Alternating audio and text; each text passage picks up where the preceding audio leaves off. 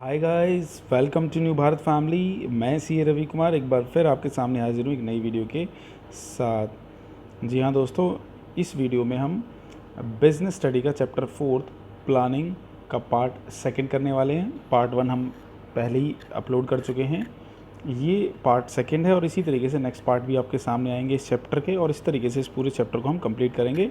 आज की जो वीडियो है दोस्तों, इसमें जो दो इम्पॉर्टेंट एग्ज़ाम के लिए काफ़ी इंपॉर्टेंट है, याद रखिएगा, उन दोनों टॉपिक को हम अच्छे से कवर अप करेंगे।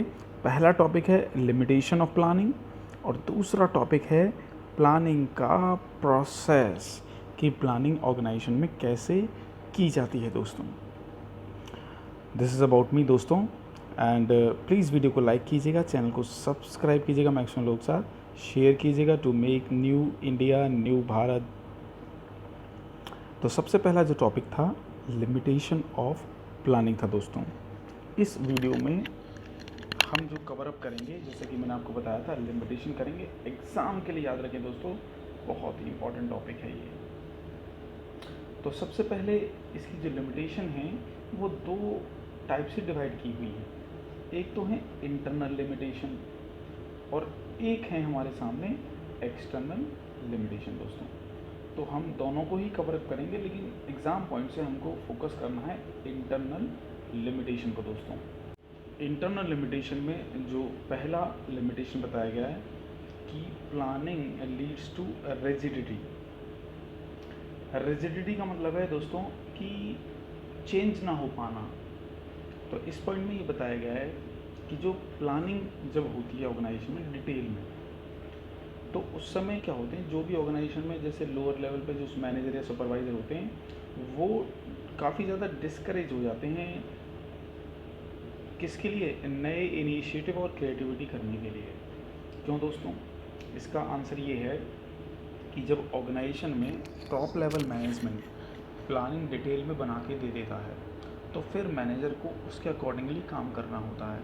इसका मतलब मैनेजर अपना कुछ क्रिएटिविटी और इनिशिएटिव आइडिया नहीं लगाते, जिस कारण से कभी कभी इन्वायरमेंट में जो चेंजेस आ रहे होते हैं उसके अकॉर्डिंगली जो मैनेजर हैं वो काम नहीं करते, और इसी कारण से ऑर्गेनाइजेशन में क्या आने लगती है?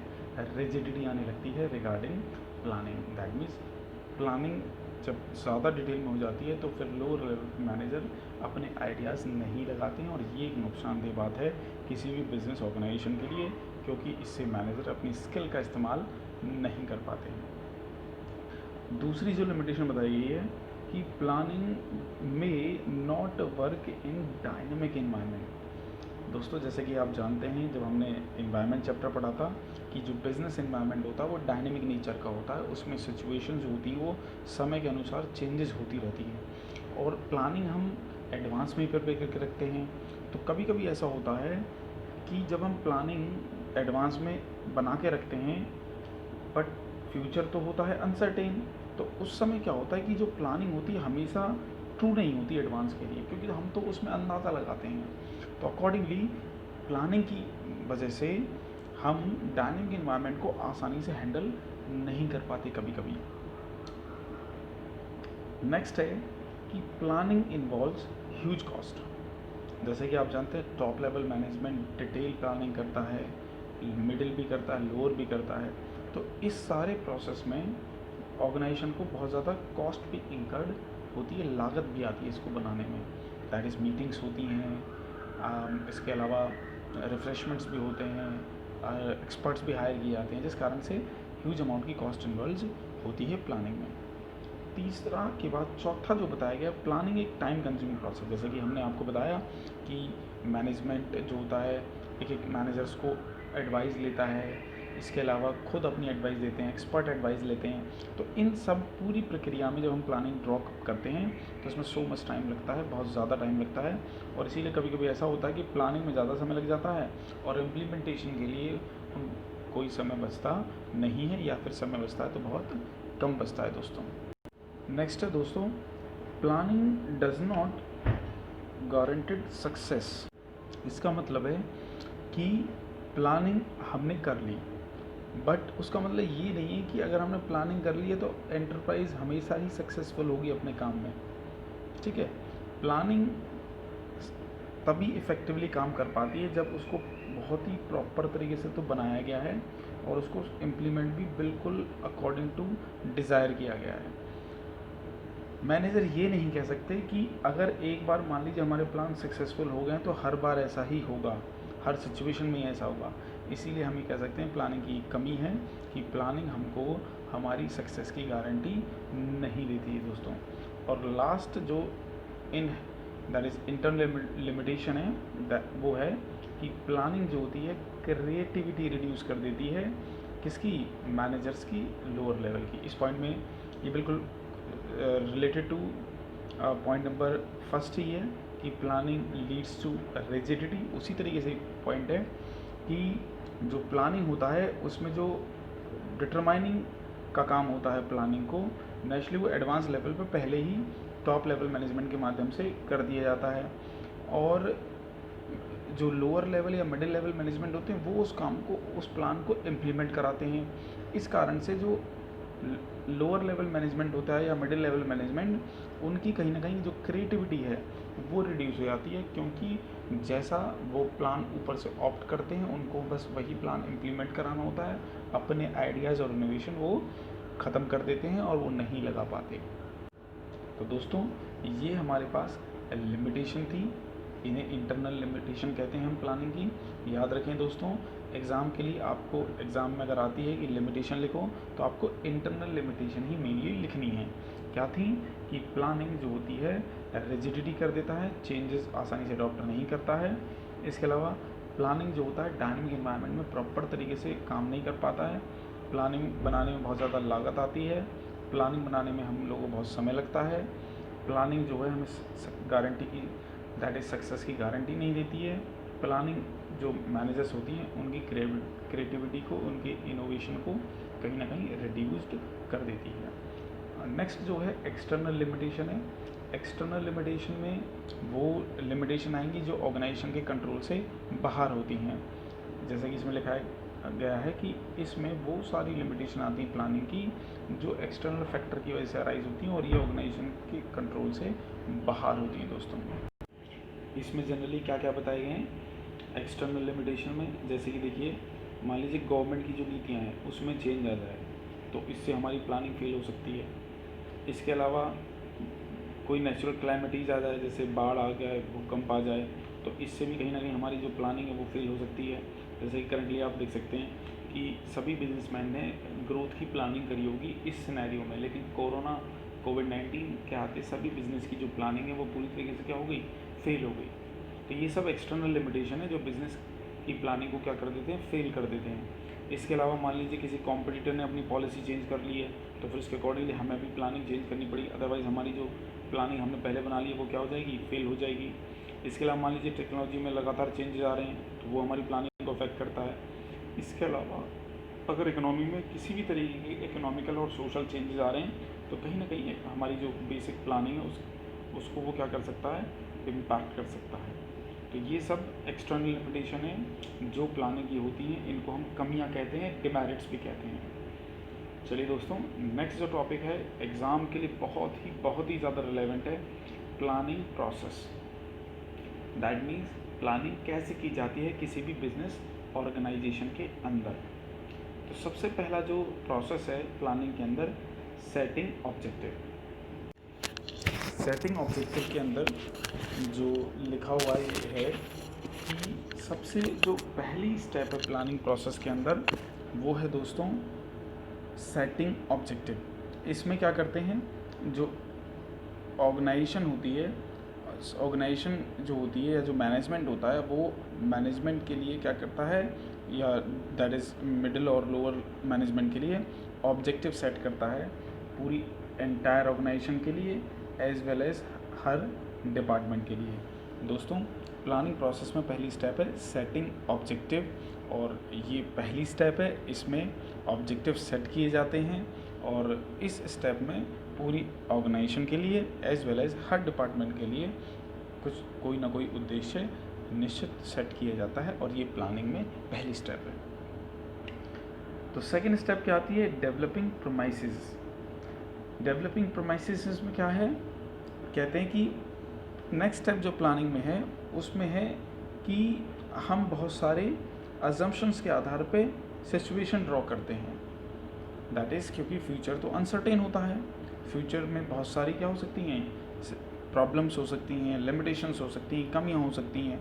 तो हमें क्या करना होता है कि सभी चीज़ों को, सभी ऑल्टरनेटिव्स को क्या करना पड़ता है, देखना पड़ता है कि अगर पर्टिकुलर मान लीजिए भूकंप आ जाता है तो क्या हम करेंगे, फ्लड आ जाती है तो क्या करेंगे, इसके अलावा गवर्नमेंट की नीतियों में सब चेंज आ जाता है तो क्या करेंगे, मतलब एक प्रेडिक्शन हमें एडवांस, एक कॉम्पिटिटर अपनी पॉलिसी चेंज कर दे तो क्या करेंगे। तो ये सब चीज़ें हमें एडवांस में क्या करनी पड़ती हैं, प्रिपेयर करनी पड़ती हैं। तो इस पॉइंट में यही बताया गया है कि जब हम प्रॉपर अनुमानित कर लेते हैं चीज़ों को तो ये हमें प्लानिंग से संबंधित क्या प्रोवाइड कर देता है, प्रॉपर फैक्ट्स प्रोवाइड कर देता है, इन्फॉर्मेशन प्रोवाइड कर देता है दोस्तों। तो 2 स्टेप हमने करी। सबसे पहले कि जो प्लानिंग होता है उसमें सबसे पहले हम अपने ऑर्गेनाइजेशन और हर डिपार्टमेंट के उद्देश्य निर्धारित करते हैं, गोल निर्धारित करते हैं। सेकंड, फ्यूचर अनसर्टेन होता है तो फ्यूचर में क्या क्या हो सकता है वो सिचुएशंस हम ड्रॉ करने की कोशिश करते हैं, जिस कारण से हमें रिलेवेंट इन्फॉर्मेशन मिल पाती है। तीसरा जो important step, identify the alternative course of action. इस पॉइंट में क्या है दोस्तों, इस पॉइंट में है कि जब हम एक बार ऑर्गेनाइजेशन के ऑब्जेक्टिव सेट कर लेते हैं, इसके अलावा जो भी सिचुएशन हो सकती हैं वो प्रोमाइसेस ड्रॉ कर लेते हैं, तो नेक्स्ट स्टेप आती है कि हम कैसे जो भी हमने ऑब्जेक्टिव बनाए हैं उन ऑब्जेक्टिव को हासिल कर सकते हैं। उसके लिए हम क्या करते हैं, अलग अलग अल्टरनेटिव कोर्स क्या करते हैं, आइडेंटिफाई करने की कोशिश करते हैं। और ये तीसरी स्टेप है प्लानिंग प्रोसेस के अंदर। चौथा जो स्टेप है, अब हमने कोई भी ऑब्जेक्टिव सेट कर लिया, मान लीजिए हमें 1 लाख यूनिट्स बनानी है 1 साल में, ये हम लोग का ऑब्जेक्टिव हो गया। अब सेकंड हो गया कि प्रमाइसिस के अंदर कि ये जो प्रॉब्लम्स आएंगी हमारे सामने, जैसे मान लीजिए हमारे कॉम्पिटिटर अपनी पॉलिसी चेंज कर लेता है, सप्लायर हमें गुड सप्लाई नहीं करता है, स्ट्राइक हो सकती है, तो उसके लिए हम वेरियस अल्टरनेटिव्स क्या करेंगे, आइडेंटिफाई करने की कोशिश करेंगे। मतलब ये सच उनके लिए कैसे उनका सॉल्यूशन मिले वो सब हम पहले से प्रमाइसिस डेवलप करके रखेंगे। तीसरे स्टेप में क्या होता है कि वो 1 लाख यूनिट जो हमें करनी है, दैट इज़ वो हम किस किस तरीके से कर सकते हैं, मशीन के द्वारा, मैन के द्वारा, या दोनों को मिक्स करके। तो वेरियस कोर्स हम ऑफ एक्शन क्या करते हैं, आइडेंटिफाई करते हैं। चौथा जो है इवैल्यूएटिंग अल्टरनेटिव कोर्स। इस पॉइंट में ये है कि जैसा कि हमने देखा कि हम अपने टारगेट को कई तरीक़ों से अचीव कर सकते हैं, चाहे तो हम लेबर से काम करवाएं या मशीनों से कराएं या फिर दोनों को मिक्स करके कराएं। तो हमें तो क्या करना होता है इस स्टेप में कि जो सबसे हर अल्टरनेटिव के बीच में कंपैरिजन करना होता है, उनके मतलब कॉस्ट के बीच में, टाइमिंग के बीच में, हर चीज़ को एक दूसरे से क्या किया जाता है, कंपेयर किया जाता है। उसको हम क्या बोलते हैं, evaluating alternative course of action दोस्तों।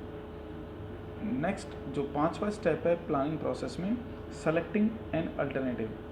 इस पॉइंट में क्या है कि जब हम आपस में प्रॉपर तरीके से हर अल्टरनेटिव में कंपैरिजन कर लेते हैं, दैट इज़ अभी मैंने बताया जैसे लेबर, मशीन या दोनों का मिक्सअप, इन तीनों ही अल्टरनेटिव में जैसे हम कंपैरिजन कर लेते हैं, तो उस कंपैरिजन के आधार पर जो भी बेस्ट मेथड होता है, जो भी बेस्ट अल्टरनेटिव होता है, उसको हम क्या कर लेते हैं, सेलेक्ट कर लेते हैं। याद रखें दोस्तों, बेस्ट अल्टरनेटिव हम सभी चीज़ों को ध्यान में रख के करते हैं कि क्या उसके फ़ायदे हैं मेथड के, क्या उसके नुकसान है, कितना संसाधन लगेगा, ये सारी चीज़ों को ध्यान में रखा जाता है और तब जाके सबसे बेस्ट अल्टरनेटिव हम क्या करते हैं, सेलेक्ट करते हैं।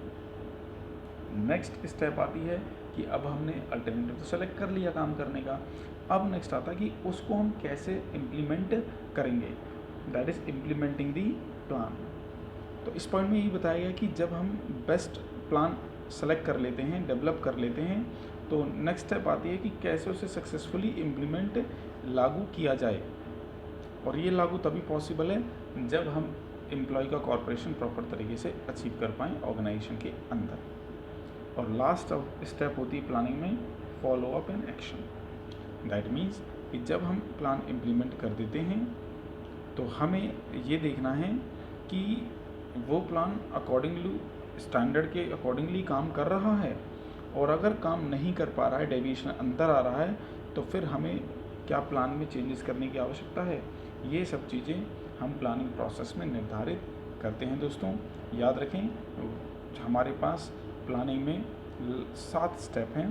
पहला है ऑब्जेक्टिव सेट करना, दूसरा जो भी घटनाएं भविष्य में हो सकती हैं उनको आइडेंटिफाई करना, तीसरा जो काम है वो किस किस तरीके से किया जा सकता है, अल्टरनेटिव कोर्स आइडेंटिफाई करना, फिर उन अल्टरनेटिव कोर्सेज में आपस में इवैल्यूएशन करना, दैट इज़ कंपैरिजन करना। पांचवा है कि जो भी बेस्ट अल्टरनेटिव है टाइम, कॉस्ट और ओवरऑल मेरिट्स के आधार पे उसको सेलेक्ट करना। पांचवा के बाद छठा आता है कि उन प्लान को प्रॉपर तरीके से इम्प्लीमेंट कराना। और सातवां है फॉलो अप एक्शन, कि इम्प्लीमेंट करते वक्त अगर कोई डेविएशन आता है हमारे स्टैंडर्ड में, हमारे प्लान्स में, तो उनमें नेसेसरी चेंज अडॉप्ट कराना दोस्तों।